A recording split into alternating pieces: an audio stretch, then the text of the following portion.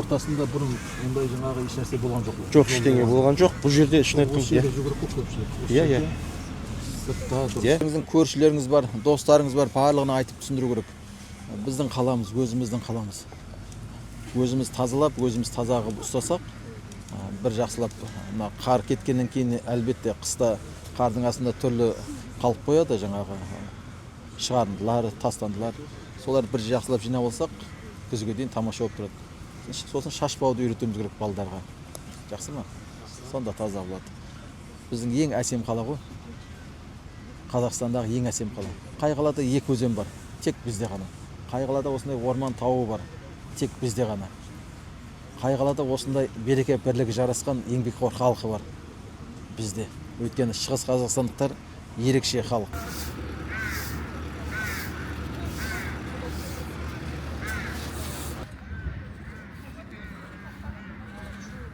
Бүгін Таза Қазақстан акциясы аясында қаламызда жалпы қалалық сенбілік өтуде. Қаламыздың әр бөліктерінде тазалық жұмыстары ұйымдастырылып, акцияға тұрғындар, Өскемен қаласының еріктілері, студенттері белсенді қатысуда.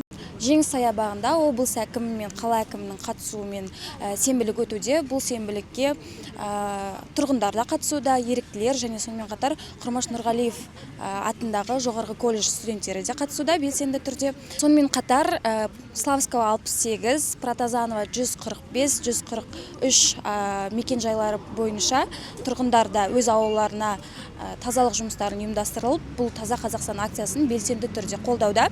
Енді біз жалпы осы Таза Қазақстан акциясы аясында үнемі сенбіліктерге шығып отырамыз. Жалпы өзіміздің өңірде жарияланған 2 айлыққа байланысты жастар міндетті түрде сенбіліктерге қатысамыз. Енді осы екінші апта болды. Енді алдыда берсе шығамыз. Бүгін осы Мембаров жақта шығып жатырмыз. Жастар белсенді, барлығы қарқынды жұмыс істеп жатыр. Менің ойымша Таза Қазақстанды құру үшін бәріміз бірге атсалысуымыз қажет.